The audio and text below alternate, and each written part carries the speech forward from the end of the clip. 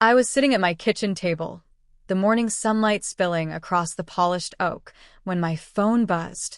The screen lit up with a message from him, Jake, my husband, asking, again, for something I wasn't sure I could stomach anymore. Beside him was his mother, my mother-in-law, her name flashing in my mind like a warning siren. I need that bag. It's $2,000. Use the mortgage money. My chest tightened, the silk of my blouse brushing against my wrists like it knew I was nervous. I stared out the window, watching the city wake up. Birds darted between the rooftops, oblivious to the tension brewing inside my own home. For a moment, I wanted to laugh. $2,000? From our mortgage money? The audacity of it was almost cinematic. But beneath the humor was a familiar sting, hurt I had carried silently for years. I thought of the mornings I quietly paid bills while pretending everything was fine. The nights I listened to their demands over the phone and told myself it was just temporary.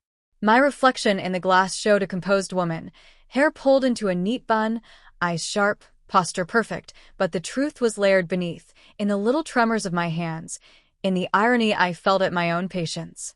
Now, the past and present collided in this single message. I knew confronting them wouldn't just be about money. It would be about proving to myself that I was no longer the woman who bent to unreasonable demands.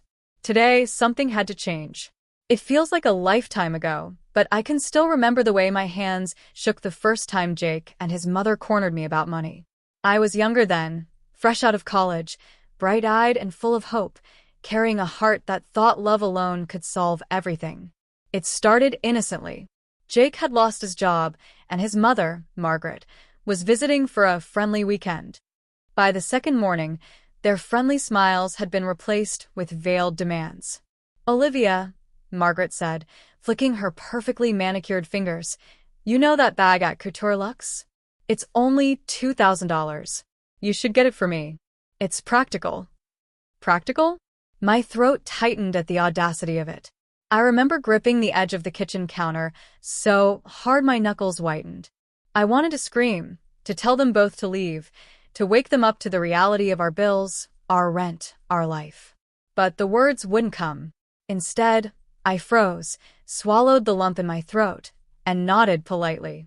I remember the sting of being dismissed as overly sensitive, the shame of feeling weak for not standing my ground. Their laughter echoed in my ears long after they had left the room. In that moment, I understood something I had been too naive to realize before. Love and marriage didn't guarantee respect. It was my grandmother, Eleanor, who saw the fight brewing inside me. She handed me a small, worn leather notebook one afternoon, saying, "Olivia, write everything down. Track your wins, your dreams. Don't let anyone tell you what you're worth.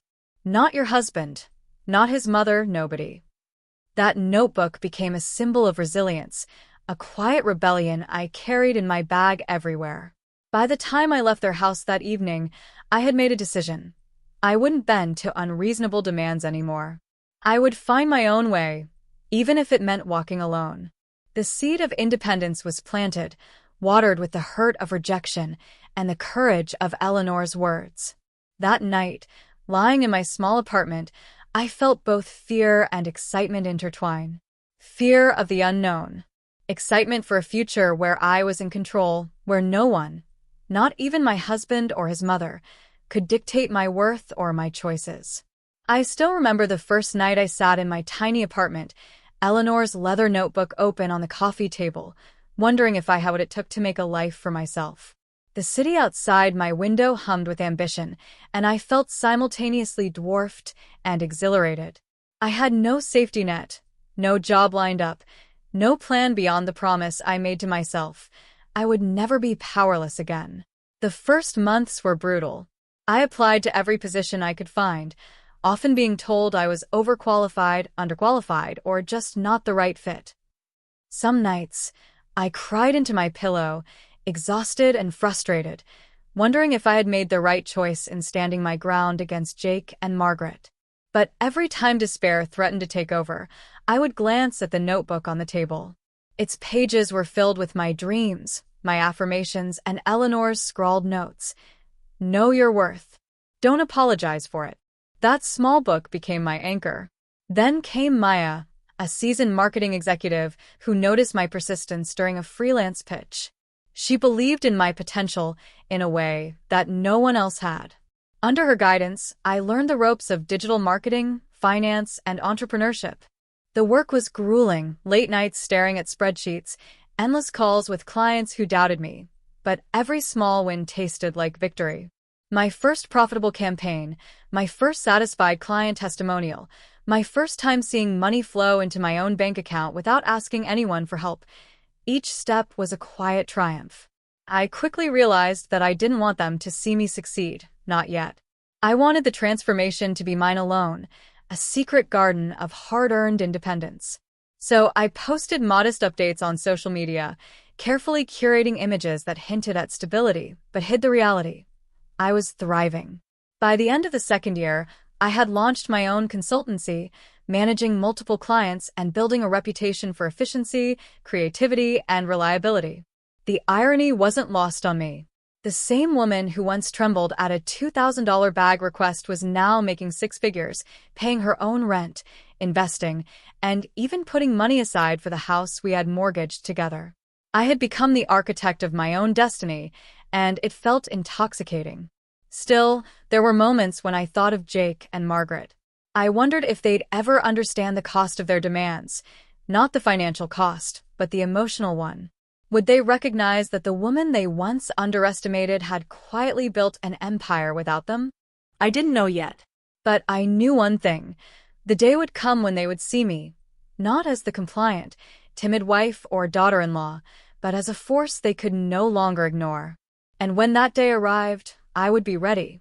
The doorbell rang at precisely 6 p.m., and my heart skipped a beat, not with fear, but with anticipation. I had spent years imagining this moment, rehearsing it in my mind while sipping late-night coffee, wondering what words would carry the weight of truth. When I opened the door, there they were, Jake, looking sheepish but hopeful, and Margaret, radiant as ever, but with that familiar glint of entitlement in her eyes.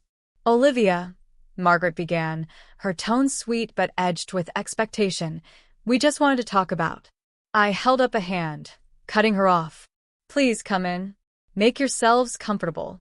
Their eyes swept across my apartment, the first time they had ever stepped inside since the early days of our marriage. I had carefully curated every detail. Expensive yet tasteful art adorned the walls, each piece a reminder of milestones I had quietly achieved. My office corner, sleek and organized, displayed awards and client accolades that only a few close friends knew about. Fresh flowers on the counter added warmth, and a single leather-bound notebook rested in plain sight, a subtle nod to the journey that brought me here. For a moment, neither spoke. I let the silence stretch, knowing it carried the tension of years. Finally, I invited them to sit. Jake sank into the couch, avoiding eye contact, while Margaret perched on a chair as though evaluating a gallery piece. I took a deep breath, feeling the silk of my blouse brush my arms as I stood tall. "You two asked me to spend mortgage money on a $2,000 bag," I said slowly, letting each word land. "Do you know what I did instead?" Margaret frowned. I don't." I smiled, not with malice, but with quiet pride. "I built something. I invested in myself. I launched a business. I earned six figures. I pay my bills, my mortgage, and even invest for our future. That bag? I never bought it, but I did buy knowledge, freedom, and security." Their faces registered a mix of disbelief and shame. Jake opened his mouth, then closed it, words failing him. Margaret's lips pressed into a thin line, eyes darting around, taking in the elegant furnishings, the awards, the visible signs of my success. "I am not just the woman you once dismissed," I continued, my voice steady, resonant. "I am the woman who refused to let your entitlement define my worth. Every dollar you demanded, every expectation you had, look where it led me. I am standing here today, in a life I built with my own hands, and I did it without bending to unreasonable demands." The room was heavy with emotion. I could see it in Jake's eyes, the shame of having underestimated me, the realization that he had taken my patience for granted. Margaret's cheeks flushed, and for the first time, I saw vulnerability beneath her polished exterior. I allowed a small pause, letting them absorb everything, knowing that words could only do so much. This was not revenge. It was recognition of a journey they had ignored, the quiet triumph of a woman they once thought powerless. And in that pause, I felt the culmination of years of struggle, resilience, and courage. I had waited for this moment, and now, finally, I was ready to claim it fully. After the initial shock wore off, I sat down across from them, my hands folded calmly on my lap. I could see the tension in Jake's shoulders, the rigid posture of Margaret, and I realized this was the moment I could finally set the terms, on my terms. "Let's be clear," I began, my voice steady but gentle. "I am willing to help you, but things need to change. For both of you. And this isn't about money. It's about respect, accountability, and growth." Jake's eyes widened, as though he had forgotten that life was more than entitlement and comfort. I understand, Olivia. I'll do whatever you need." Margaret's expression hardened. I met her gaze, unwavering. "Margaret, if you expect to be part of my life or my home, the era of demands is over. No more unreasonable requests, no more treating my labor and patience as a commodity. If you want my support, you will respect my boundaries, contribute where you can, and most importantly, focus on your own passions instead of projecting them onto me." I leaned slightly forward, feeling the power of the words I had rehearsed for years. "Jake, you will need to find employment. No exceptions. I will help, but only if you take responsibility for yourself. I will not support laziness or excuses anymore. We are partners or we are not partners at all." They both nodded slowly, absorbing the shift. I could feel the room tilt in my favor, not because I wanted to punish them, but because I had taken back my own life. "Here's what this will look like," I continued. "Margaret, if you want to visit or be involved, you will attend a financial literacy workshop with me. You will learn to manage your spending and to respect the effort behind money. Jake, you will apply to positions, attend interviews, and contribute to our household.